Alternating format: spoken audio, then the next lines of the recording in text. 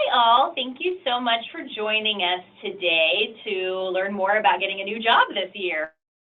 So this webinar is hosted by the Oregon State University Alumni Association in partnership with PACE, which is our professional and continuing education unit at Oregon State. We'll talk to you a little bit more about that at the end of the webinar. But at this point, I will go ahead and turn it over to Julia from our Alumni Association to talk to you more about new jobs this year. Great, thank you. I'm really happy to be here and to share information with you. Thank you everyone for being here today for this webinar. My name is Julia Dennis and I'm the Director for Alumni Career Services at the OSU Alumni Association. And a really huge thank you to PACE for partnering with us on this webinar series. This is one of many that we're going to be doing this year to help you along in your job search. So really happy to have this partnership together. This session is being recorded. Please feel free to ask any questions you have during the webinar via the chat box, and then the questions will be addressed during or at the end of the webinar, and a link to the presentation will be emailed to you. So if you need to get extra notes or if you're wanting to go back to something, feel free to do that once you have the recording. And I wanted to give you a little bit of a brief overview of Alumni Career Services and what we offer at the OSU Alumni Association. We're very lucky that we get to offer career services to all OSU alumni, and things that we offer include free resume reviews. We also offer career consultations, online and in-person programming and events. We also offer professional development resources and also volunteer and skill building opportunities. We're very much invested in alumni career success, and we're glad to be able to help you on your career journey. As an overview of this session, so today we're going to be talking about job searching, and there will be other webinars coming up. So for now, this is just a brief overview and a quick run through some key things to consider.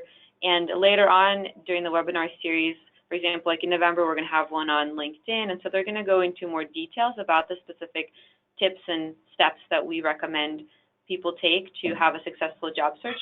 For now, this is a quick run through, and I'm really excited to share these tips with you. So let's go ahead and get started. What does it take to successfully job search? What we're going to be talking about is shortcuts to navigate the industry landscape and how to successfully land an offer that you're happy to accept. We're also going to go over exact concrete steps that you can take to increase your chances. And then we're going to also go over free resources that will help you succeed. Everything's going to be based on trying to maximize your time and resources to have a great search. And remember that it is a process. So failure and discomfort is part of the job searching process, and being comfortable with uncertainty is something that many job seekers end up finding is helpful to keep in mind. And also keep taking action and risks. Sometimes there will be moments where maybe you do something and you're just not getting the results you want. That's okay, that's all part of the process. And I chose the Michael Jordan quote here because it really demonstrates that failure is a natural part of succeeding, and being comfortable in that space is an important part of navigating any kind of change in our life. Something that I would recommend you do is have a positive quote or board with goals or something that you can look at daily to help you stay motivated. Let's say things aren't going very well, then you have something to remind you why you're doing this, what's at stake. Maybe it's a picture of your family, maybe it's the ideal job posting, whatever it is, something that keeps you going when things aren't maybe working out exactly how you planned. So why does pre-job search prep matter? So why wouldn't you just hop right in, start applying for jobs, and skip all the things that I'm talking about? So there's a number of reasons why it matters. One is that this is a time for you to evaluate your job searching prep goals, get to know what you want and how to get there. This is also a time to recognize how companies prefer to hire. So companies prefer to hire someone they know through referrals. Hiring is risky business. Their employers don't know who they're going to get if it's not through a referral, or even with a referral, it's hard to know who someone is. And so what we'll be talking about is how to figure out, okay, if companies hire who they know through referral, how do you go around that if, let's say, you don't know anyone in a company? Then the other thing, too, that makes pre-job search prep important is knowing yourself. So things like, what do you value? What are your strengths? What motivates you? And then aligning that with your career to maximize your work-life satisfaction. Then the next component of that is knowing the industry. So it's also a key part of the job search process, knowing people, the industry, the positions that are out there, and then how do you navigate that with knowing who you are and what you bring to the table. And lastly, I think this is the most important reason why pre-job search prep matters. It saves you time. So when you apply with no plan, it can take up a lot of time and can create a lot of disappointment. But when you do a good, thorough prep work, you're ultimately saving yourself time and leading to a more satisfactory work-life situation where the position and the company and what you're looking for is a better match for yourself. All right, we'll go ahead and get started on the tips. So the very first one is learning about yourself. So things to consider would be, what are some of your strengths? What are your values? What motivates you? And when have you been successful in the past, especially thinking about the environment or the kind of position that you've had? So the reason why this is important is that you need to be able to articulate that during the job search process, whether you're talking at an interview or talking to someone beforehand, whatever it is, being able to articulate these things is going to be a really helpful thing for you. Some things I'd recommend are doing like a Myers-Briggs test, which is a free online tool you can use to do a personality assessment. And then you can also do values exercises online. And spending time here helps you understand yourself before moving on to the job search so that you can be thoughtful about, okay, what kind of environments, what kind of settings are the right thing for you. And some free resources for that include careeronestop.org, mynextmove.org, or ownitonline.org. They're all things that have assessment and various resources and tools for you that will help you to figure out, here's my experience, here's where like the industries that it might fit, etc. So really great resources. And if you need help with this learn about yourself step, feel free to reach out to me. I have lots of resources available to help people navigate this part. Number 2 is updating your application material. So the reason why I put this as number 2 instead of at the end is that when you start talking to people, you'll want to make sure that you have at least a basic resume ready to give out. So that would include having accomplishments, relevant information on there, and then having someone else review it. That's something that can really help you take the resume to the next level. So this is an initial step, but you'll be revisiting the material after you take additional steps in the process too. Your documents, whether it be cover letter or your resume, they're growing, changing documents. So this is just the first initial part of setting up as you're starting the job search. Some things to think about in your resume are education, volunteering, accomplishments, and having it be really easy to read. So typically people spend no more than 20 to 30 seconds on a resume. And I talked to a recruiter this week, and he said that he spends about 3 seconds looking at a resume to know if he's going to call someone or not. So keep it really brief to the point. And we did do a resume webinar in June, so if you'd like to see that, that's recorded, and feel free to email me, and I'd be happy to send you a link to that. And then information interviews. So if there's anything that is going to be the most helpful thing for you in your career, I would say this is the game changer for people, information interviews. So an information interview is where you reach out to someone and you talk to them about their company, their role, or how they got there. And it's about getting in touch with people who are doing the kinds of roles that you want or who are hiring for that role. This isn't about saying, I want a job, do you have one, please give me one. So I very much don't recommend that you go around telling people that you want a job and do they have one for you. I recommend going about it as an explorer, so asking them, finding out about what they do, what it's like, what do they like about what they're doing.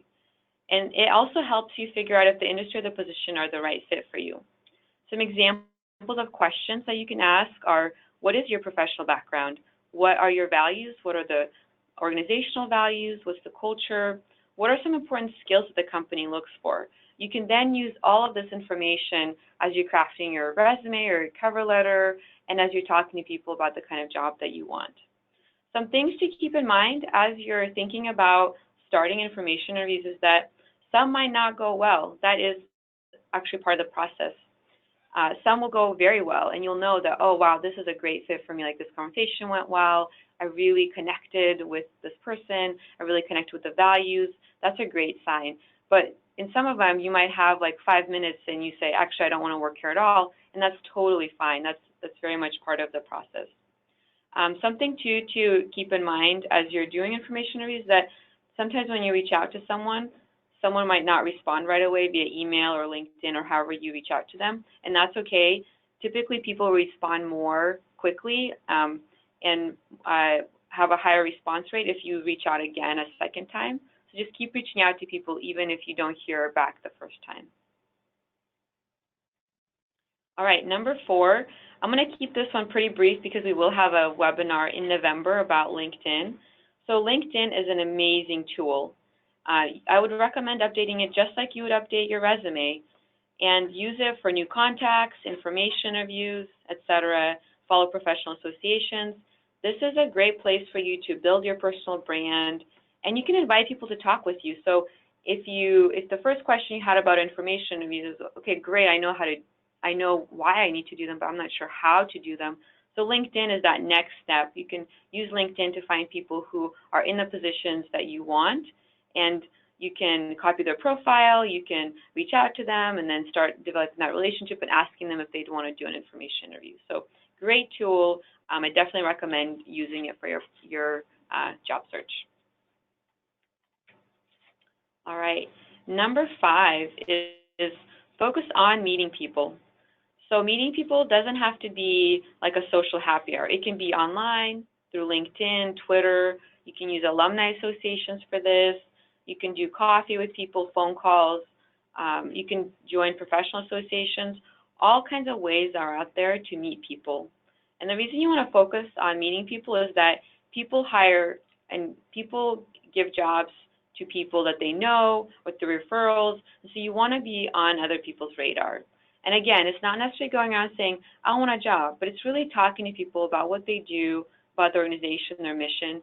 And then one thing that you can do is loop back with people that you've met with, especially if the conversation's great and the organization seems like one you'd want to be part of. Loop back, express gratitude, express interest in what they're doing. And then let's say like you talk to someone, let's say you talk to someone at HP and you say, wow, I would love to work there. You do an information interview with someone and it goes well, and then later on you see a position posted on the HP site, or you find out somehow that there's a position open that you'd like to do. One thing that you can do is then come back to that person, reach out to them and say, hey, so great to talk to you. I loved our conversation. You really helped me see the values and the mission that HP has. It was a great conversation. Based on this information, I think I'm interested in applying for a position. I saw this posting. I'm thinking of applying. I just wanted to let you know I'll be applying. And again, thank you so much for your time. So you're looping back and creating that relationship with that person. And then they can, if they enjoyed your conversation, they recommend you, then they might then be the person who goes back to HR and says, hey, like this person was great. I enjoyed talking to them. And then they become a referral for you. And it's one of those ways that you can then go around the thing about people hiring mostly people they know versus people that they don't know. All right, number 6 is skills assessment. So if you're growing and changing to a higher level position, or if you're moving industries, it's going to be important. Or even if you're staying in the same kind of role but moving companies, it's still good to know what the skills are that are required and be up to date on your skills. So the assessment is looking at what are your transferable skills, and then if you need to do more education around getting additional skills, then you can do it through like webinars, certificate programs. PACE is a great place to check out initially, especially as you're investigating if you need to do additional skills. They have lots of webinars, lots of various certificates that you can do that will help bolster your skills, and you can use them on your resume, or you can use it to talk to people about the things that you're learning to stay relevant in the position. You can also use mentors and information reviews and the people you meet to figure out where do I need to build up the skills and how can I get there so that I can be a more successful candidate.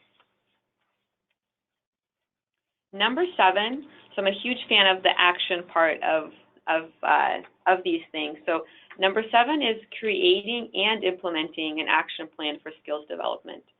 So there's a variety of ways you can do this. You can create a plan for things like internships and volunteering and professional associations, or maybe it's something you can do in your current position.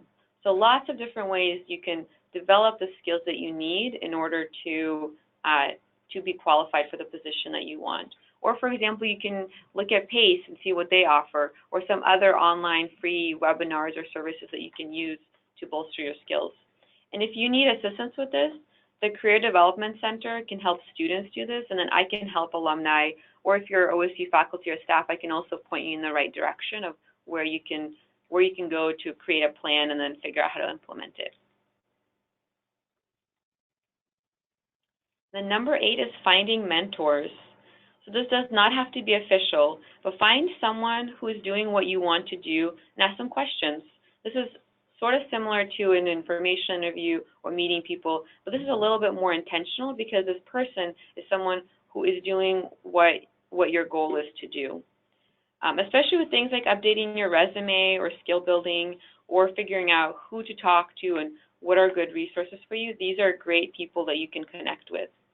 You can ask questions such as, what would you do if you were me? In what ways do you think I should grow? Or how can I increase my job searching success rate? And you may be wondering, okay, so how do I find a mentor? There's lots of different ways to do that. Through the Alumni Association, we do have some online events called Ask a Mentor that you can join to be a part of, and that's one way to find someone who can serve as a mentor. You can also use LinkedIn, people that you've known in the past, or through the information review. So maybe you meet someone who you really resonate with, and you can ask them, hey, can we do lunch? I'd love to ask you more questions. I'm looking for mentorship in this area right now. There's lots of different direct and indirect ways that you can find mentorship for the job search that you're embarking on. Number 9, so I know I've really hit this point home, but intentionally talk to people. So meeting people, talking to people is a really, really, really important part of navigating finding a new job. This would include sharing your interests, talking about your professional journey, having a 30-second elevator speech ready, and then being interested in what other people are doing. It's a journey, and so for you, this is a chance to be an explorer of life, career, and yourself, and talking to people gives you really valuable information as you think about, okay, what will make sense for me, and do I have what it takes to get there? Do I know someone in that company? How can I leverage that? So talking to people is really, really, really important. Then the 10th tip is to use multiple job search methods. So many job search seekers are very much tempted to use things like Indeed.com and have that be their sole method for job searching. You really want to do multiple methods. So multiple methods equal also multiple ways to success. So there's different ways you can job search. You can go through professional associations. Sometimes they'll have even job fairs or information about different places that people work, or maybe they have a conference where there's lots of people coming together and you can ask them questions about what it's like to work in their company or organization. You can use online boards. You can also find out about jobs through mentors, through friends or family. You can use LinkedIn, so LinkedIn posts jobs. Many jobs are sought out and navigated through the LinkedIn platform. You can also use Twitter. Twitter is an amazing tool for job searching because it connects you directly with experts, and you can follow them and talk to them and potentially find mentors. So these are all different ways to find jobs that don't just involve creating a resume and applying online. And if there's anything that you can take away from this is that you wanna diversify your job search. And there's some free resources that can help you with your job search.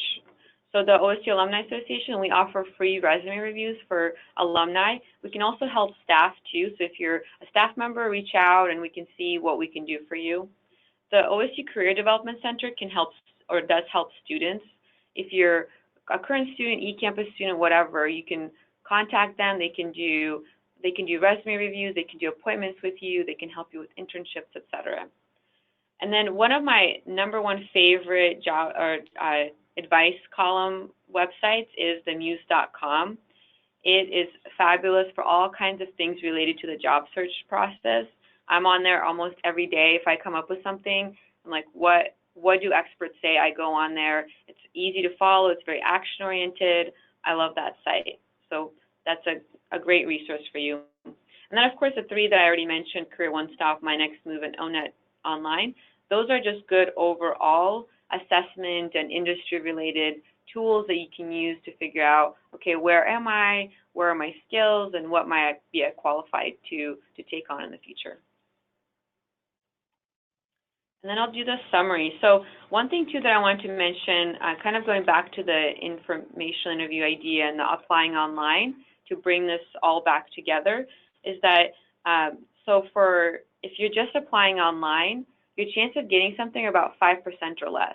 So you'd be applying at a lot of places to get that 5% success rate. But if you do an information interview, your chance of getting something in that company jumps up to 40%. So much higher success rate. So if I was to advise you on, do I apply for 10 jobs or do I do 10 information interviews? Well, the information interviews are going to have a much higher success rate. So the reason I brought this into summary is that it all ties into this idea that meeting people, learning about yourself, and then using your relationships to develop your next plan and figure out where do you fit in the industry and what might be a great fit for you. Those are things that will definitely increase and maximize your time and help you be more successful. For next steps, if you're an OSU alum, a student, or faculty or staff, you can join the OSU Beaver Careers LinkedIn page, and I encourage you to do that. If you join that LinkedIn group and message me one takeaway from the webinar, I'll enter you to get an OSU Alumni Association sticker and then also to win a free career consultation. And you can also use that group to find other people who are job searching or who have successful careers, and you can also reach out to me via LinkedIn too, and I can help you out via that platform. And then as a follow-up, you can contact me via email, and I'd be happy to help anyone through any questions relating to job search or professional development or how to achieve that next career step.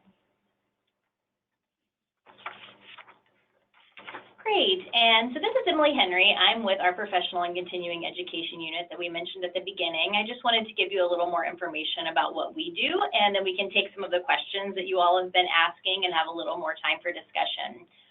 So PACE, or Professional and Continuing Education, is the unit that is co-hosting this webinar. We are part of Oregon State University, but our classes are all non-credit classes. So typically we're serving non-OSU students, although OSU students also take our courses.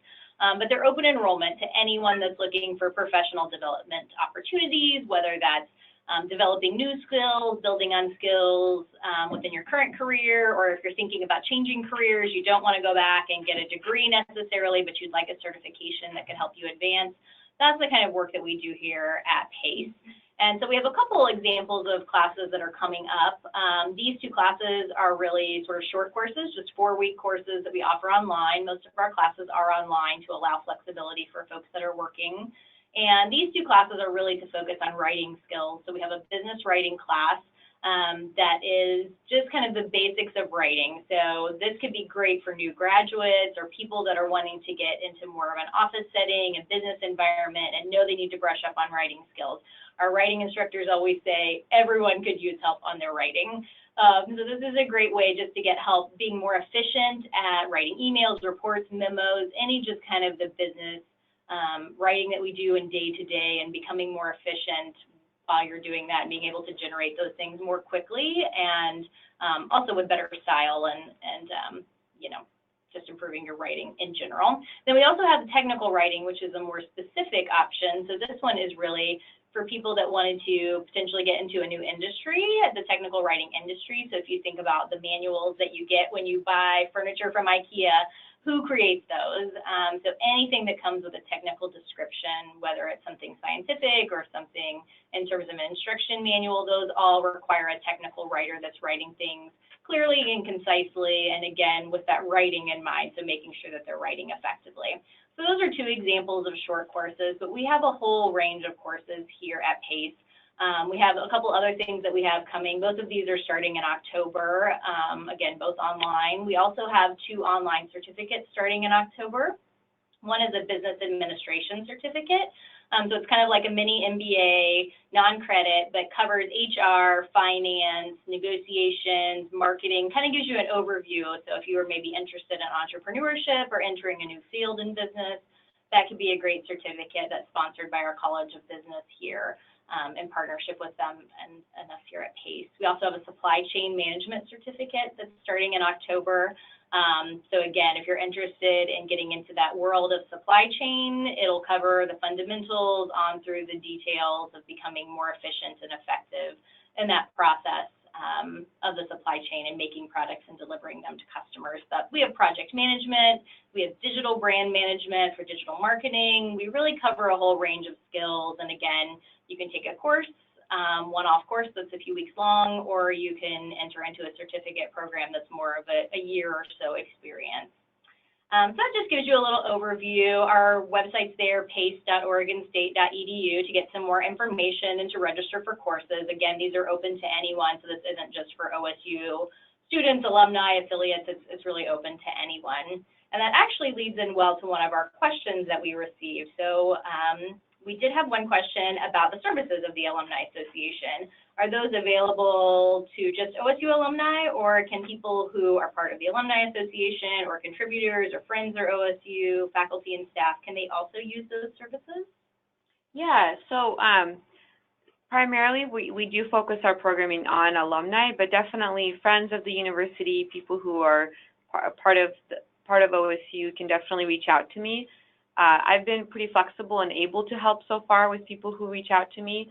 That being said, even if, let's say, I can't help, I'll figure out a way to figure out how to help you or connect you with someone who can.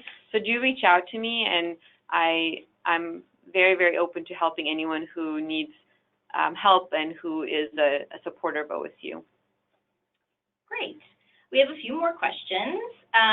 So someone has a happy hour networking event tomorrow. Do you have any tips on how they might be successful there? Yeah, definitely. So those are great events to attend. I would say having goals or having some kind of takeaways that you can have from those would be a recommendation. So for example, let's say you're attending an event and it's just a general happy hour. There's no like specific topic. Then I would say, like, if I was going to one event, I would say, okay, I'm going to try to talk to 5 people, get to know what their industry is, get to know a little bit about them, and see if there's a connection there, whether it be an interest or something else. And then what I would do too is I recommend following up with people either via email or via LinkedIn, connecting with them. So let's say you only talk to someone for 5 minutes and you might think, oh, like maybe there's not that much in common, but then later you connect on LinkedIn and maybe they worked somewhere in the past that you're interested in working, or maybe they have a recommendation on their LinkedIn page from someone who's working in a company that you're interested in. So there's lots of different things that you can find out about people once you're done with the event. So that would be my recommendation. And then of course having business cards and being able to pass those out is very helpful too. And then just like with the information interviews, I don't recommend that people go around saying, I want a job, get me a job, how can I have a new job? You want to be interested in people. You want to find out who they are, what they're about, and have that personal connection, and then see where that takes you. And it is very much about relationships and building bonds with other people. And then, and then it may progress into more and it may not, but you're still creating that connection with that person. Great.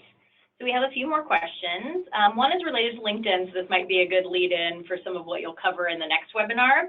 But they had a question specifically. This person deleted their account because they were, maybe there was some hacking or there were request emails going out that they didn't really intend to send out. But is there a good way, if she's going to reactivate her account, how do you kind of keep control of that? I don't know if that's something you're going to speak to in the next webinar, but maybe just some tips for LinkedIn folks as a little preview for the next webinar of how to best use the service, I think is really what we're getting at. Yeah, definitely. So I will cover those things in the LinkedIn presentation. And I think LinkedIn is one of those things where we could spend so much time talking about it. It is a great tool, you're right. As is the case with any social media site, you'll want to figure out how you can control your content and what it does for you and make sure that it's serving you well. So I would recommend for sure having a profile. So let's say you deleted it. I would say if you're searching again, then reactivating it is going to be something that will help you. So reactivating it, making new connections with people. And it's okay if you don't want to connect with people you used to connect with in the past. That's totally okay. So you have the right to not connect with someone even if they request you to join their network. And then if I was to restart a new LinkedIn account and I had limited time, I would say what I would do is I would focus on connecting with people who are in the jobs I want or who are working in the companies I want, and seeing if you can build up your network online through LinkedIn for that. Because the way I look at LinkedIn is it's a tool that if connections are an important part of job searching, then it's a democratic way of allowing you access to a variety of people that you wouldn't otherwise have. So hopefully that answers your question. I know you're also asking about like security and things like that, so I think maybe reach out to me and share your story a little bit more. That way I can give you specific information about your exact situation and like ways you can be more secure with your information. Great. So we have a question in the chat box here too. I think this is a question related to our PACE offerings. So do we offer corporate training? And that is something that we offer if businesses are interested in something customized. If you saw our Lean Six Sigma certificate and said, oh, this would be great, some of these classes would be great for our corporate office. Is there a way we can adapt that? Or, we send a lot of people out of state to a training. Is there a way that we can do that locally instead? That is definitely something we do at PACE. And we actually have one of our corporate education managers here with us as well, if Holly wants to add anything on that piece. Hi, everyone. My name is Holly Hill, and like Emily said, I'm one of our corporate education managers. And yes, essentially what we offer are customized solutions to professional development needs with any company, big or small. We've worked with really small companies and kind of smaller training groups of 5 people. Up to some larger groups of 50 to 60 individuals who might have a very specific need. So what we tend to do is help companies really hone in on what is the business problem that they're trying to solve, and then how can we offer a solution that will enhance the return on the investment, essentially. And if you have a situation in your company that you think would benefit from some customized training, feel free to reach out to us. And you'll get some information in the follow-up email, and we'd be happy to connect with you. Yes, so we will be sending out the recording of the email, and we'll also be sending out a discount for PACE courses. So if you're interested, it'd be a great opportunity to check out the website and get a discount on some of the PACE courses if those are of interest. All right, we have a few more questions. So we have someone who is currently based in one state but is really looking for jobs in another state. Do you have any tips on how to best do that? Yeah, definitely. And this is something I help with quite often. So one thing that you can do, we do offer online events and online career connections, especially if you're part of the OSU community as an alum. We do offer those so you can take advantage of those. One thing too that I recommend doing is connecting with the regional professional association of your industry. So for example, let's say you're in HR, and let's say you're moving from Phoenix to the Los Angeles area. Well, I'd recommend reaching out to the professional association that serves the LA area in HR, contacting their board or people who are who are very involved with that organization and asking them, hey, you know, can we do a phone call, or if you're visiting, can we do coffee or something? Typically, the people who are in the professional associations are very well connected. They know lots of people. You could say, oh, I'm interested in working in a small to medium company that's, you know, anywhere between 10 to 100 employees. Do you know people that I can reach out to? Here's kind of what I'm looking at. I'm very interested in moving back to moving to the LA area, et cetera. And then they can let you know if they have connections in those places.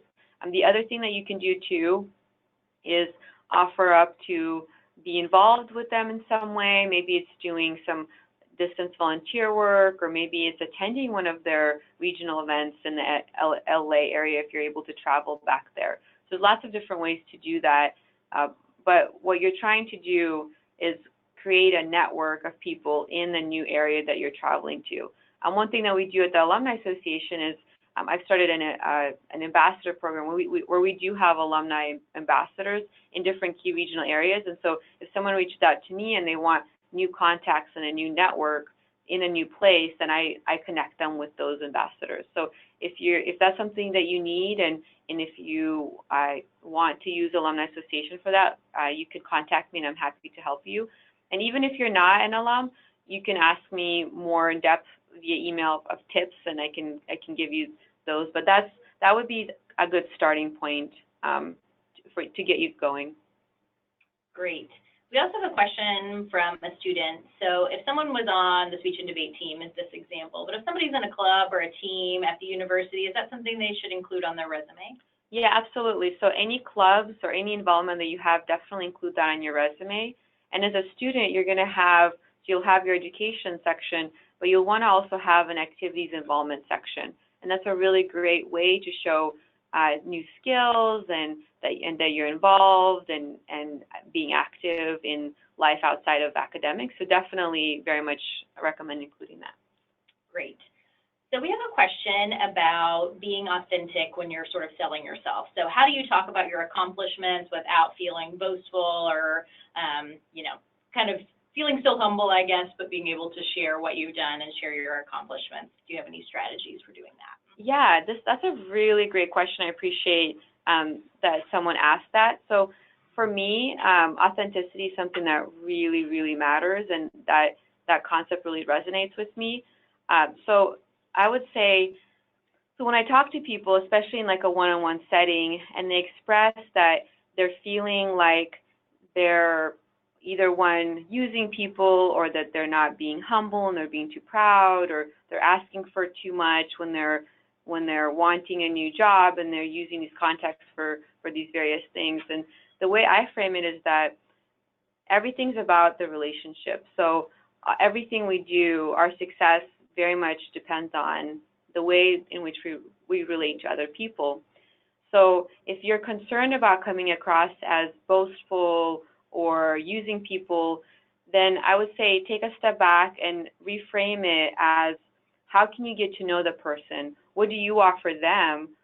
How can you ask questions so that they know that you're interested in them as a person? And focusing on them, and then the parts about you may naturally come about, but I wouldn't recommend starting a conversation with someone being like, oh, here's me and I'm awesome, and oh, who are you again?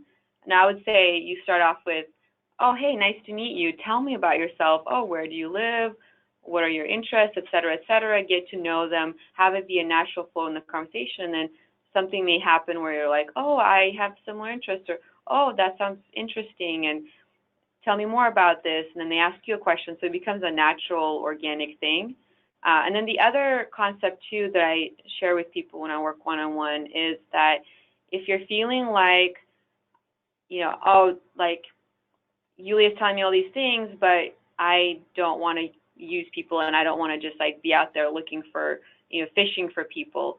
Well, really, if we think about how most people get jobs and how things happen in life, it's through meeting people. It's through people helping us, or we help them, etc. It's a natural, normal part of life to use relationships to grow and to develop yourself and others. So I think embracing some of that and then figuring out what's holding you back Maybe, I mean, there's all kinds of things that hold people back when it comes to this thinking of like themselves and what they bring forward. Maybe it's fear of rejection, maybe it's an imposter syndrome thing, whatever it is. It's good to take some time to investigate, where those feelings come from, and then if you're still stuck, you're welcome to give me a call and we can talk more about, okay, where can we rethink something, or what kind of perspective can help you take steps that will help you ultimately in your career or life. Great. So we just have one final question, unless anybody else wants to send one along. So the last one is just another clarification about who you serve when you say OSU alumni. So they want to know, do they need to be a member of the Alumni Association, or I guess just another clarification of who all can contact you with questions. Yeah. So anyone who is who graduated from OSU, or if you've taken 2 years of courses, anyone in that category is welcome to use our Alumni Association career services. We're not limited to members only, although members do get some discounts, and there may be some things that you might get as a member. But otherwise, we serve all alumni. And like I said, even if, let's say, you attended this webinar and you're not sure where to get help, you're not sure which group you fall into, reach out to me anyway, and I will figure out how to help you. And if it's not me, I'll figure out who else can be of service to you. Great. So I think that's all of our questions today. Is there anything else that you wanted to share with the group? I think, I guess words of encouragement. I know it can seem like a lot of information, and it can seem daunting to think about, okay, how do I navigate this? But you can definitely do it. Make small, meaningful steps, and even if it's just one step a day or a couple steps a week, moving forward slowly is going to be much better than just like overwhelming yourself trying to do everything all at once. Although you're definitely welcome to do everything all at once too, if that's your preference style. But I believe you can do this. I believe that you have what it takes to accomplish these things. And then it's okay to reach out for help.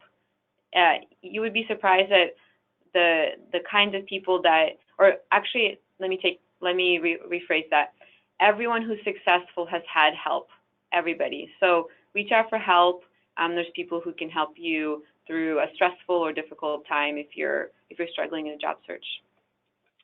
Great. Well, thank you so much for joining us today. As I said, we'll be sending out a recording of the webinar along with a discount for some PACE courses. You have Yulia's contact information, and you can get our PACE contact information from the website. pace@oregonstate.edu is our general email.